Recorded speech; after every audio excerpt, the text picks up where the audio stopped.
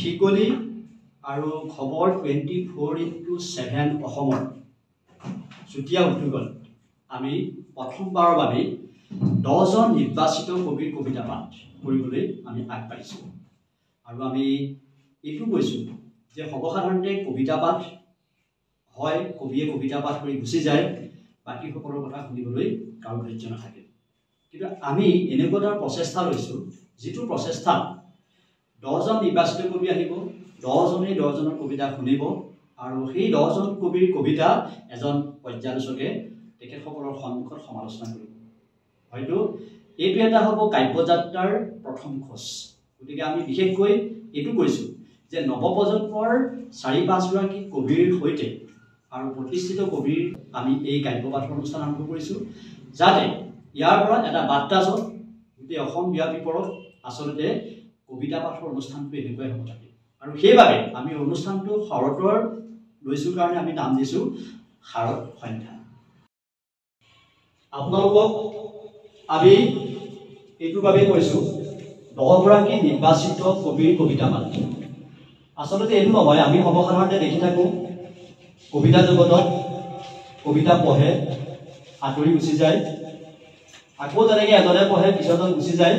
লাষ্টৰজন কবিয়ে কি হয় কেৱল মাত্ৰ খালী চকীৰ সন্মুখত কবিতা পাঠ কৰিবলগীয়া হয় গতিকে আমি সেইবিলাকৰ পৰা আঁতৰি পেলাই এটা নতুন প্ৰক্ৰিয়া আৰু পৰ্যালোচকে সেই কবিতাকেইটাক পৰ্যালোচনা কৰিব তেতিয়াহে আমি আমাৰ কাব্যযাত্ৰা আমি অক্ষুণ্ণ ৰাখিব পাৰিম নহ'লে আজিকালি যিবিলাক সৰ্বসাধাৰণতে চলি আছে কবিতা নপঢ়ে কবিতা কিতাপ নিকিনে কিয় হৈছে সেইবিলাক আমি আমাৰ এই পৰ্যায়ৰ পৰাই আমি এটা নতুন বাৰ্তা দিবলৈ আমি চেষ্টা কৰিম আমি তেখেতক আসন গ্ৰহণ কৰিবৰ কাৰণে আমি ফোন কৰিছোঁ প্ৰতি পৰা সকলোৱে চিনি পায় আৰু সাহিত্য জগতৰ লগত বিশেষভাৱে জড়িত হৈ আছে আমি তেখেতক এখন ফুলাম গামোচা আৰু এখন গ্ৰন্থৰে আদৰণি জনাবৰ বাবে আমি খবৰ 24/7 অসমৰ সঞ্চালিকা স্মৃতি বিয়া নামক মই কম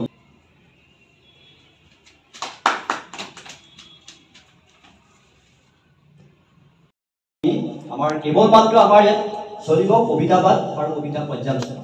আৰু তাৰ মাজতে আমাৰ বিশেষকৈ এগৰাকী নৱপ্ৰজন্মৰ লেখক লেখিকা আহিছে ঋষিকন্যা দাস তেখেতক আমি এটা কবিতা নীলমণি ফুকনৰ কবিতা তেখেতে আবৃত্তি কৰিব এই আমি নীলমণি ফুকন ছাৰৰ কবিতাৰে আমি অনুষ্ঠানটো আমি আৰম্ভণি কৰিম গতিকে আমি ঋষিকন্যা দাসক আমি প্ৰস্তুত হ'বলৈ আমি অনুৰোধ কৰিছোঁ আমি সেই নীলমণি ফুকনৰ সেই কবিতাৰে আমি প্ৰথম আমি আমাৰ কাব্য শাৰদ সন্ধ্যা অনুষ্ঠানটো আৰম্ভ কৰিম মাছ বিহা সাৰ পালে উঠি আহি চাবা এটি অতিকায় দীঘলীয়া সপোনৰ মকৰা দৰে চকু সেউজীয়া মৰা এটা মাছৰ পিঠিত উঠি কিদৰে নদীৰ পানীত উটি উটি যায় দেখিবা কিদৰে নদীৰ পানীত এটি টুটিকৈ ঘৰে সুৰা লাগি ধৰাব ঠিক যে পকা পকা আমৰৰ দৰে মই আকৌ আপোনালোকক কৈছোঁ যাতে এইটো এনেকুৱা এটা অনুষ্ঠান নহয় যিটো অনুষ্ঠানত কেৱল নিজৰ কবিতা পঢ়ি তাৰ পৰা আঁতৰি যাম সেইটো নহয় প্ৰত্যেকেই নিজৰ কবিতা পঢ়িব লাগিব আৰু আনৰ কবিতা পঢ়িব লাগিব আমি সেই বাৰ্তাটো লৈ পেলাইহে আমি এই যিটো শিকলি আৰু খবৰ 24/7 অসমৰ এটা যৌথ প্ৰচেষ্টাত আমি এটা নতুন বাৰ্তা দিবৰ কাৰণে আমি অনুষ্ঠানটো অনুষ্ঠিত কৰিছোঁ যাতে এই হওক কাব্যযাত্ৰাৰ প্ৰথম খোজ য'ত প্ৰত্যেকেই প্ৰত্যেকৰ কবিতা শুনিব আৰু তাৰ পৰ্যালোচকে কৰি যাব প্ৰত্যেকে শুনি যাব আমি মাইক্ৰফোন আমি সঞ্চালকলৈ দিম লগতে আমি আমাৰ যিখন কবিসকলৰ নাম আছে আমি সেই লিষ্টটো আপোনাক ইয়াত কিন্তু ইয়াত ডাঙৰ সৰু কথা নাই নৱপ্ৰজন্মৰ কবি আছে ইয়াত আমি এইটো নাভাবিব মোটামুটি পিছতো কাৰোবাক পঢ়িবলৈ নাভাবিব যে মই কিয় পিছত পঢ়িলোঁ সেইবিলাক কোনো একো ইয়াত নাভাবিব আমি এটাই চাম যে প্ৰত্যেকৰ কবিতা প্ৰত্যেকেই শুনক আৰু সমালোচকে সমালোচনা কৰিম আৰু আমি আৰু এটা কথা কৈছোঁ ইয়াত আমি কোনো কবিতা মোবাইলত পঢ়িবলৈ আমি ইয়াতো বন্ধ সেইটো কাৰণে কৰিছোঁ আমি প্ৰায়বিলাকতে দেখোঁ মোবাইলত কবিতা পঢ়ে কিবা বেলেগ বিশৃংখল এটা টাইপত গুচি গৈছে গতিকে আমি হাতৰ আখৰ আকৌ দেখাবলৈ লৈছোঁ গতিকে ইয়াত আহি পেলাই প্ৰত্যেকেই কবিতা লিখিছে গতিকে প্ৰত্যেকেই কবিতা মানে কাগজত লেখা কবিতা ৰীতা বৰুৱা বাইদেউ আছে, সৰস্বতী বৰা আছে, গকুল বৰা আছে, লাকি দত্ত আছে, তাৰপাছত কস্তুৰী গোস্বামী আছে, কুন্তলা কল্যাণী সঞ্জীৱী বাইদেউ আছে, বিদ্যুৎ বৰুৱা আছে, মদন মোহন পাগবন্ধা আছে। এইসকল আমাৰ কবি আৰু দুগৰাকীমান আমাৰ আছে, কিন্তু এনেও চলি পৰিছে। ধৰি লওক আপোনাৰ সকলোৱে চিনি পায় ঋতুপৰ্ণা দাস, ভূঞা দাস বাইদেউ আছে, তেখেত আবৃত্তিকাৰ। আমি তেখেতকো মাজে মাজে হয়তো কবিতা আবৃত্তি কৰিবলৈ আমি দিম, কিন্তু উপস্থিত থকা খেতিও মানসিকভাৱে নিজকে দুৰ্বল বুলি ভাবিব লাগিব। এনেকুৱা এটা চিন্তা মনলৈ অহাৰ বাবে মই সন্মানীয় সৰুদাক মই বিশেষভাৱে ধন্যবাদ আৰু কৃতজ্ঞতা জ্ঞাপন কৰিছোঁ। লগতে খবৰ 24/7 স্মৃতি তেখেতকো মই আন্তৰিক ধন্যবাদ আৰু কৃতজ্ঞতা জ্ঞাপন কৰিছোঁ। খুব সম্ভৱতঃ এই কাৰ্যালয়টোত মই দ্বিতীয়বাৰৰ কাৰণে উপস্থিত আছোঁ। ইয়াৰ আগতো এটা বিশেষ উপালনকৈ অনুষ্ঠান পাতিছিল, তাতো তেওঁলোকে বিশেষভাৱে আমন্ত্ৰণ কৰিছিল আৰু আজি হয়তো দ্বিতীয়বাৰৰ কাৰণে মই ইয়াত উপস্থিত হৈছোঁ। যেতিয়া এই বিষয়টো তেখেতে মোক ইয়াত সকলো বাকী উত্তলা বা গকুলদা গোটেইখিনি গৌৰৱ আছে, সকলোৰে নাম মই নলওঁ আৰু এতিয়া বিদ্যুৎ আছে, সকলোৱে মোৰ চিনাকি বা নতুনকৈ যিসকলে আহিছে মই তাক প্ৰথমবাৰ কাৰণে পাইছোঁ। তেখেতসকলৰ কথা মই অগ্ৰামূলে মই ফোনযোগে শুনিছিলোঁ। কথাটো এনেকুৱা ধৰণৰ, মই নাজানো এনেকুৱা এটা পৰ্যালোচনা কৰিবৰ কাৰণে মই যোগ্য ব্যক্তি হয় নে নহয়, কিন্তু মই নিজেই মোৰ যিবোৰ অন্তৰংগ বন্ধু, মোৰ নিজৰ কলেজখনটো মোৰ যিজন অন্তৰংগ বন্ধু, তেওঁলোকক মই সদায় কওঁ মোৰ ভালটোৰ কাৰণে হাত চাপৰিব যাব নালাগে, কিন্তু মোৰ যদি কিবা বেয়া দেখ বা দেখে তেতিয়া অনুগ্ৰহ কৰি মোক আঙুলিয়াই দিব। মোৰ যিজন ঘনিষ্ঠ বন্ধু আছে মই তেনেকেই ভাবোঁ। আমি যদি যিসকলে কবিতা পাঠ কৰিবলৈ আহিছে, মই যদি চোকাভাৱে কৈছোঁ তেতিয়াহ'লে মই ক্ষমা প্ৰাৰ্থী। মই কমেই যদি সকলোৱে ভাবিছে মই শ্ৰেষ্ঠ কবিতা লিখিছোঁ, মোৰ ভুল কবিতাটো একো নাই, মই হাত চাপৰি পাব লাগে, তেনেহ'লে আপুনি ভুল ভাবি ইয়াত লাগিছে। মই খোলাখুলিভাৱে কৈছোঁ, আমি আটাইতকৈ নিজক প্ৰশংসা কৰিলে ভাল পাওঁ, নিজৰ বেয়াটো দেখিলে আঙুলিয়াই দিওঁ। মই 2008-9 বৰ্ষমানত পাহৰিছোঁ, মোক কিবা এটা ক'ব না, কিবা এটা সৌভাগ্য এটা আহিছিল। মই কলকাতাত যিখন ৱৰ্ল্ড বুক ফেয়াৰ হয়, মানে সাংঘাতিক কলকাতাৰ বুক ফেয়াৰ বুলি কৈছোঁ, ৱৰ্ল্ড মানে গোটেই পৃথিৱীৰ পৰা মানে গ্ৰন্থ বিপণীসমূহ আহে। মই তাৰমানে নিমন্ত্ৰণ পাইছিলোঁ। মই নাজানো কি কাৰণে, আৰু তেতিয়া মই ইমান ধৰক মই সাংঘাতিক ধৰণে কিবা দুই এজনে জনাৰ কোনো ব্যক্তিও নাছিলোঁ। মই নাজানো মই কেনেকৈ মই আমন্ত্ৰণ পালোঁ। মই তালৈ গ'লোঁ, তাত মই এটা কথা দেখিছিলোঁ, প্ৰকাণ্ড এখন ফিল্ড, তাত আজি যেনেকৈ আমি 10জন গোট খাইছোঁ, তাত চুবুৰীয়া একেবাৰে কলেজত পঢ়ি থকা এজনী ছোৱালীয়ে তেখেতক প্ৰশ্ন কৰিছে, কৈছে এইটো ভাল লগা নাই, আমাৰ অসমত কি হ'ব, তেখেতৰ ভৱিষ্যত অন্ধকাৰ। তই মোক আঙুলিয়াবলৈ আহিলি, মই ইমান ডাঙৰ প্ৰতিষ্ঠিত কবি আৰু জ্যেষ্ঠ কৰোঁ, কেতিয়াও নতুনক উঠি আহিবলৈ নিদিয়ে।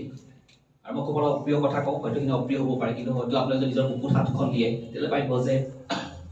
কথাখিনি সঁচা কথাই। আৰু যিকি নহওক মই বিশেষ সময় নলওঁ,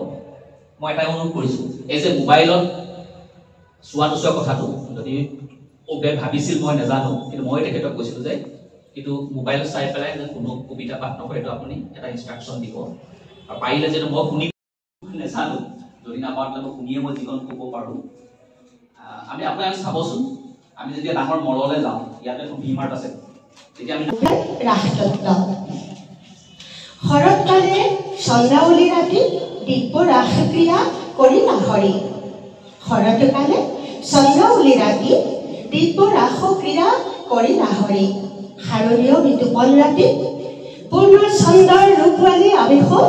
কৃষ্ণই বজালে মোহন মুৰলী। বংশীৰ ধ্বনিত আকুল গোপীগণ প্ৰাণবল্লভ কৃষ্ণৰ সতে ৰমণেশ্বাৰে বাউলী। গোপীৰ মনোবাঞ্ছা পুৰি হৰি কৰে কেলি, গোপীৰ মনোবাঞ্ছা পুৰি হৰি কৰে কেলি। ভাৰতীয় সংস্কৃতিৰ ৰহস্যপূৰ্ণ ঐশ্বৰিক খেলা ৰাসলীলা। সত্যৱতী সুৰ কৃষ্ণ দৈপায়ন বেদব্যাস প্ৰণীত গোপীৰ বজ্ৰহৰণেৰে পাৰ্থিৱ সত্তাক উন্মনা কৰা বিষ্ণু ক্ৰীড়া প্ৰাকৃত শৃংগাৰ ৰসৰ বাহ্যিক ঢাকনিৰে ই যে পাৰ্থিব মায়াৰ মূৰ্ছনা মায়াচ্ছন্ন মনুষ্যই নুবুজে ধীৰ অচঞ্চল মনেৰে অনুধাৱন কৰি বিশ্বব্যাপ্ত ঈশ্বৰৰ লীলা অচিৰতে লভিব পাৰি কৰুণাময়ৰ কৃপাত হাত সাৰিব পাৰি কাম নামি ৰোগৰ পৰা ৰাসলীলা প্ৰেম আৰু কামৰ ৰসাত্মক কাব্যিকতা কিন্তু কাম আৰু প্ৰেম নহয় যে একে সত্তা কাম নামী বাসনাই প্ৰাকৃত বস্তুক আশ্ৰয় কৰি আনন্দ ভোগৰ তাৰণাত উন্মাদ হয় প্ৰেমে তাক অৱজ্ঞা কৰি বিচাৰে মাথো অবিমিশ্ৰ আনন্দ কিন্তু আনন্দময়ৰ অংশ জীৱৰ স্বভাৱ আনন্দ লিপ্সা কামৰ চলনাত পৰি জীৱই নাজানে প্ৰকৃত আনন্দত কাম বুলি কোনো মনোবৃত্তি নাই জীৱদেহৰ বাহিৰে কামৰ স্বকীয় অস্তিত্ব মূৰ্তিমন্ত কাম পৰিশোধিত হৈ লভিব যেতিয়া চিৰাকাংক্ষিত প্ৰেম পৰমানন্দ পুৰি ভস্ম হ'ব ক্ষুদ্ৰ পাৰ্থিব কামৰ দেহা যিদৰে পৰম পুৰুষ ভগৱন্তৰ প্ৰেমানন্দ নিমগ্ন মহাদেৱৰ আগত ভস্ম হৈছিল কাম সৰ্বোত্তম পাৰ্থিব ৰমনানন্দৰ এজন সুদক্ষ নাবিকৰ দৰে তুমি কাণ কাটি লৈছিলা গধূলি বুঢ়া লক্ষণে তোমাৰ পৰক পাই আনন্দত নাচি উঠিছে তুমি ঈশ্বৰ পুত্ৰ আছিলা ইয়াৰ আগতো কিন্তু অল্পমতি অসমীয়াই তোমাক নিচিনিলে তুমি কি নাছিলা অসমীয়াৰ বাবে অসমীয়াৰ প্ৰতি বিপদত সাহসৰ নাম আছিল যুগী মাতৃৰ ভূমিত প্ৰতি থকা অকৃত্ৰিম ভাল পোৱাই তোমাক মোহাচ্ছন্ন কৰি ৰাখিছিল সেই কিজানি তুমি মায়ে নকৰি মন পাই কৈছিলা ঘৰৰ পৰা অসমীয়া সংস্কৃতিৰ প্ৰধান সেনাপতি হৈ তুমি বিশ্বৰ দৰবাৰত আপোনাক চিনাকি দিছিলা গানেৰে তুমি চিনিছিলা প্ৰতিজন অসমীয়া চিনেমাৰে তুমি আনিছিলা সংস্কৃতিৰ মহাপ্লাৱন আপোচবিহীনভাৱে তুমি মাত মাতিছিলা অসমীয়া প্ৰতিটো বিপদ আৰু অন্যায় ৰাভাৰ আভাই মোহাচ্ছন্ন কৰি ৰাখিছিল মোৰ মনৰ আকাৰ তোমাৰ সত্তাত মই ৰাভাক বিচাৰি পাইছিলোঁ সেইবাবে তুমি কৈছিলাৰ পাছতো তোমাৰ প্ৰিয় নাহৰৰ তলত পৰি পাৰ কৰিছোঁ কাটিৰ কাঙাল লিখা তুমি কৈ থৈ যোৱা প্ৰতিটো কথা এতিয়া সঁচা হৈ গৈছে ইয়াৰ আগতো ঈশ্বৰ পুত্ৰ নহ'লে কেনেকৈ কথাবোৰ ইমান মিলি যাব পাৰে তুমি কোৱা গান এতিয়া প্ৰাৰ্থনা তুমি কোৱা কথা এতিয়া বান্ধা তোমাৰ প্ৰতিটো চিঞৰ এতিয়া অসমীয়াৰ সাহস তোমাৰ প্ৰতিটো কাম এতিয়া আদৰ্শ তোমাৰ সপোনৰ অসমখন এদিন পুনৰ ধৰি দিম মই ঘূৰি ফুৰা অঘৰী সপোনৰ মায়াকেদি শুকাই যোৱা নদীৰ শূন্যতাত শামুকৰ খোলা হৈ পৰি থাকিল বালিচৰত তোমাৰ এটি সেউজীয়া হাঁহিৰ অপেক্ষাত মই স্বৰচিত কবিতা ৰাধা হ'ব নোৱাৰিম পাঠ কৰিবলৈ লৈছোঁ ৰাধা হ'ব নোৱাৰিম বেয়া নাপাব বুলি কৈছোঁ আপোনাৰ বাবে মই ৰাধা হ'ব নোৱাৰিম আপোনাৰ বাবে মই নিজলৈ আউকি মাতি আপোনাৰ বাবে দিন সজাব নোৱাৰিম বেয়া নাপাব প্ৰিয়জন আপোনাৰ বাবে মই ৰাধা হ'ব নোৱাৰিম আপোনাৰ পত্নীৰ উপস্থিতি আপোনাক হৃদয়ত কঢ়িয়াব নোৱাৰে প্ৰতিদিনে মৰি আপোনাক জীয়াই তুলিব নোৱাৰে বেয়া নাপাব প্ৰিয়জন আপোনাৰ বাবে মই ৰাধা হ'ব নোৱাৰিম ধন্যবাদ কবিতাৰ শিৰোনাম ময়ো বোৱাৰী কিয়নো দিছিলিয়াই ধনী ঘৰৰ ল'ৰা বিচাৰি ধনেৰে জানো কেতিয়াবাই সুখবোৰ কিনি ল'ব পাৰি নামটোহে পালোৱাই এজনী বৰ ঘৰৰ বোৱাৰী আচলতে মই এগৰাকী বিনা বেতনৰ কৰ্মচাৰী নাহিবি মোৰ ঘৰলৈ আই খবৰ এটা লওঁ বুলিতো নাই মই হেনো তহঁতক দিওঁ ধনৰ টোপোলা ভৰাই চুৰণি বুলিয়ে মাতে হাহুৱাই জোৱাইও তাতে সুৰ মিলাই এইবোৰ কথাই আজি মোক আই হিয়া মোৰ খুলি খুলি খায় পিতাই সকামতো নাযাওঁ দেই তিথিটো তয়ে পাতিবি আই উপবাসে সেৱা দিম ইয়াতে ময়ো এগছি বন্তি জ্বলাই পিতাই ভাবিছিল বৰ ঘৰ চাই ছোৱালীজনীক দিলোঁ উলিয়াই কিন্তু বৰ মনৰ গৰাকীয়ে ইয়াত হ'লে এজনো দেখা নাই নিদিলি হেনো যৌতুকত তাই দামী দামী বস্তু ভৰাই ভৰাই ইয়াতে সম্পত্তিবোৰ দেখা পাই বলিয়া হৈ পৰিছোঁ হেনো মই কোষ কাটি বিয়াৰ দিনাই মোক তহঁতে দিলি উলিয়াই তহঁতৰ লগত বাৰু আজি আৰু তেজৰ সম্বন্ধ নাই ধন্যবাদ এটুকুৰা ঠাই আজি এই মাধ্যমে হোৱাৰ কাৰণে তেওঁ ক'ব পাৰিছে মোৰ অনুভৱ সেইটোৱে হৈছে যে আমি কোৱাৰ সাহসটো এইধৰণে আজি প্ৰজন্মক ছাত্ৰ ছাত্ৰীক আমি দিব লাগিব তেতিয়া তেওঁলোকৰ যিখিনি মনৰ ক্ষোভ বা বেদনা বা ইচ্ছা সেইখিনি আমাৰ মাজত প্ৰকাশ হ'ব তেতিয়া আমি গম পাম এতিয়া ছাত্ৰ ছাত্ৰী কিমান আপগ্ৰেড হৈছে এয়ে অনুভৱ হৈছে শাৰদ সন্ধ্যাত মই স্বৰচিত কবিতা এটি পাঠ কৰিবলৈ লৈছোঁ গল্প যাৰ গল্পৰ ব্যথাও একান্তই তাৰ অন্তহীন নিসংগতাৰ গল্পটোৰ নাম জীৱন নিৰ্মল ভালপোৱা অমলিন স্মৃতিৰ আৱৰণেৰে ঢকা নাৰী বুৰ্বক নিজে প্ৰতাৰিত হোৱাটো অনুভৱ নকৰে যিজন পুৰুষক পচন্দ কৰে পচন্দ কৰাৰ বহু আগতেই তেওঁৰ চৰিত্ৰ ৰচিত হৈ থাকে পুৰুষো বুৰ্বক ভাবে আকৰ্ষণ মানে আমন্ত্ৰণ কোনোবাই যাব খুজিলে মই দুহাত তুলি অভিবাদন জনাওঁ বিদায়ৰ বাটটো সহজ কৰিবলৈ নঙলা মুখলৈকে নিজেই আগবঢ়াই থৈ আহোঁ নিজক বুজোৱাটো ইমানো কঠিন নহয় সহজেই একাপ ফিকা চাহ গ্ৰীণ টি অথবা একাপ ব্লেক কফি বনোৱাৰ দৰেই সহজ ধন্যবাদ নমস্কাৰ জনাই মই মোৰ কবিতা ভোক পাঠ কৰিবলৈ আগবাঢ়িছোঁ ভোক এটা চোকা ভোক পিতাই নাঙলটো পোনে ধৰাত মনত দুখ চহুৱা পথাৰত নাঙলৰ শিৰলত দিশহাৰা পুঠি মাছে আঁকিছিল জুতি লগা ভোক ধান পাতে কটা তেজ বিৰিঙা চেৰেহীৰ হাতত চমকিত জোন কাতিৰ ভঁৰালত জেঠি লেখি বেৰ লেপি আয়ে নিকৰাইছিল আই নামৰ অমীয়া হ'ল গাঁওখনৰ পথটো পকী হ'ল চাহাবী পোচাকত কৰবাত হেৰাল কেঁচা মাটিৰ গোন্ধ ভোকে পেটত খামুচি ধৰিছে পৰৰ জুলুকিত বৰালি সোমালে বৰ ঘৰত নজ্বলে ৰান্ধনি মুখৰ জোন পথাৰ চহোৱা নাঙলত গুণে ধৰাৰ বাবে মনত বহু দুখ ধন্যবাদ পৰ্যালোচনাৰ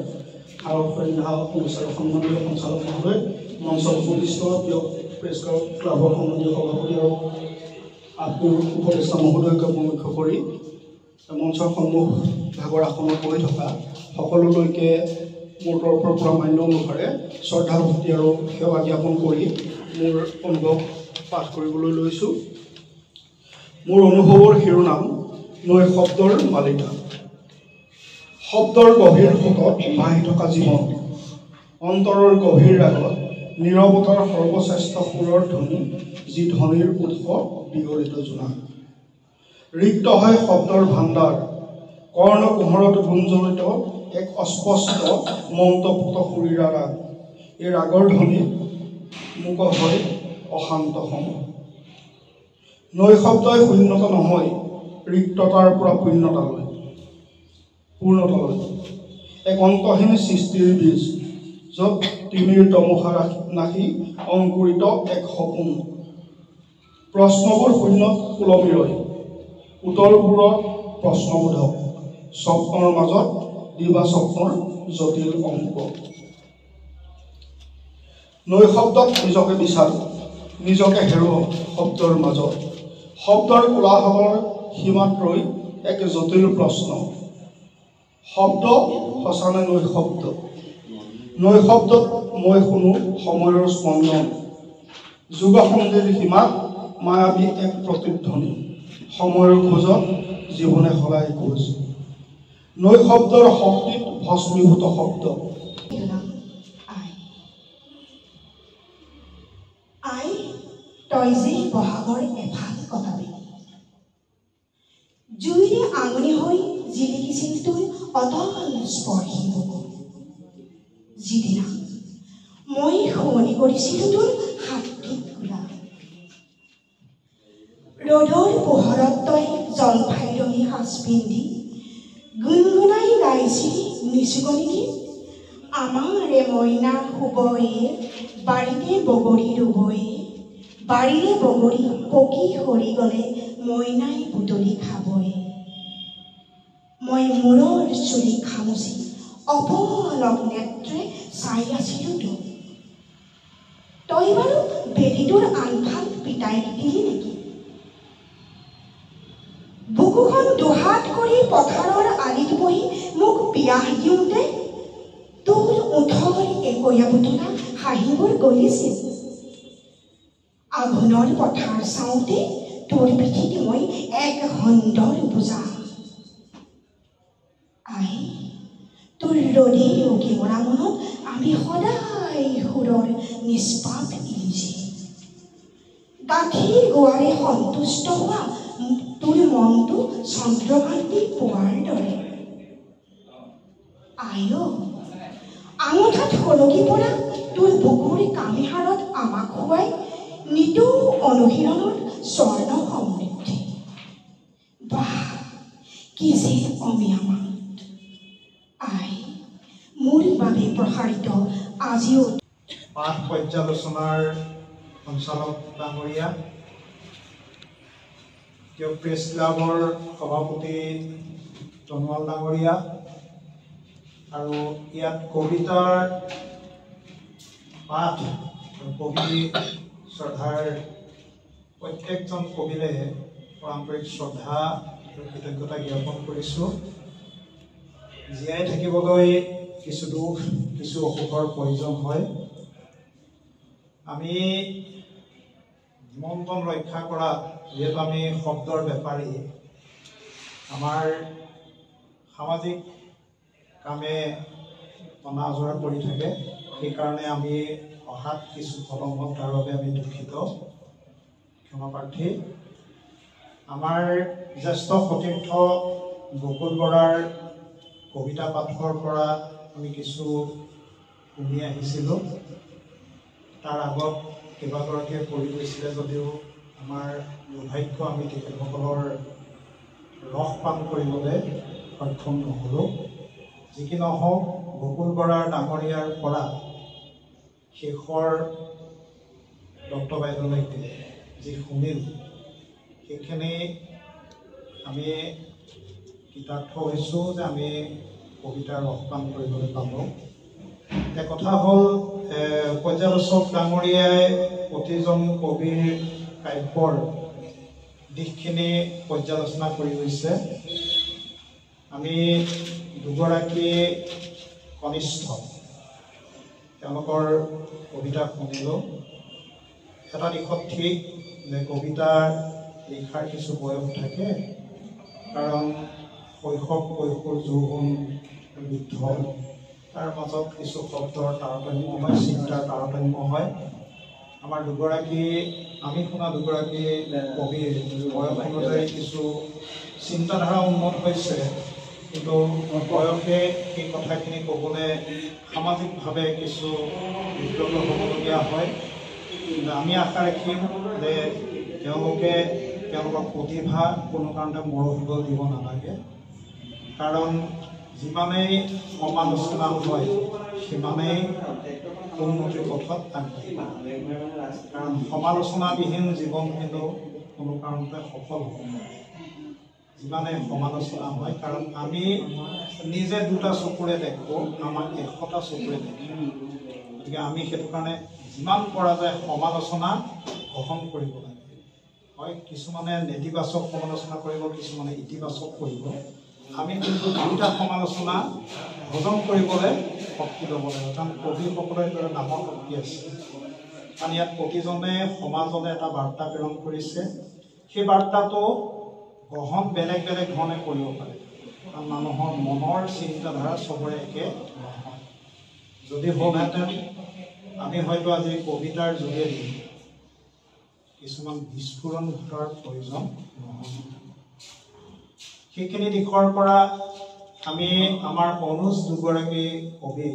আমি আহ্বান জনাম যে তোমালোকে তোমালোকৰ সৃষ্টিৰাজি কোনো কাৰণতে স্তব্ধ নকৰিবা, কলম চলাই যোৱা। আৰু কবিতাৰ এটা কথা ঠিক যে শব্দৰ গাঁথনি, ইয়াৰ আগত আমাৰ মদন মোহন পাঠ বন্ধাৰ শব্দৰ যিটো গাঁথনি দেখালে, তাৰ আগত দীপজ্যোতি কি আছিলে তেখেতৰ সুন্দৰ শব্দ গাঁথনি, আমাৰ ববী দত্ত বাইদেৱে তৎমুহূৰ্ততে লিখিছোঁ বুলি কৈছে তেখেতৰ শব্দ গাঁথনি, এইখিনি খুব সুন্দৰ হৈছে। এই শব্দ গাঁথনিৰ আচলতে কি হয়, কবিতা 4 শাৰী গাওঁ, কিন্তু যদি তাক কাব্যিকভাৱে পাঠ কৰি দিয়া হয় তেতিয়া অত্যন্ত সুন্দৰ হয়। সেইকাৰণে এটা কথা মনত ৰাখিব লাগে যে আমি কবিতা পাঠ কৰিবলৈ আহিম, আমি সেই কাব্যিকভাৱে পাঠ কৰোঁ, তেতিয়া পৰ্যালোচকজনৰ মনত আকৰ্ষিত হ'ব। আৰু সেই কবিতা এটা পাঠ কৰিবলৈ যাওঁতে যদি আমি কণ্ঠৰ উচ্চাৰণ শুদ্ধ কৰা নাযায়, কেতিয়াবা ইয়াত সেইটো কাৰণে পৰ্যালোচকে কবিতাটো নাথাকিলে কিন্তু ধৰাত সমস্যা আহি পৰে। তো কণ্ঠৰ বহুত কথা আহিব। খুব সুন্দৰ অনুষ্ঠান হৈছে। প্ৰতিজন কবিয়ে সাম্প্ৰতিক সময়ত প্ৰেমতে সামৰ খাই থাকিব নালাগে। আজিকালি কবিতা লিখি আছোঁ, আমি কবিতা লিখাৰ মাজত মই এটা বস্তু বেছিকৈ জোৰ এইকাৰণে দিছোঁ যে আমি আজি খেতিৰ পৰা ৰাইজ আঁতৰি গৈছে, সেইকাৰণে কবিতাৰ মাজত খেতিৰ কথাও আহিব লাগে। আৰু এইদৰে হিকলি আৰু খবৰ 24 যিবোৰ কাৰ্যসূচী লৈছে, এইধৰণে কাৰ্যসূচী ল'ব লাগে। তাৰ বাবে মই হিকলি আৰু 24ক ধন্যবাদ জনাইছোঁ। আৰু এনেকৈ সৰু সৰুকৈ কাৰ্যসূচী লৈ সমাগম কৰি ৰাইজৰ মাজত এটা মেছেজ দিব পাৰি আৰু আমি এইদৰে আগবাঢ়িব পাৰোঁ।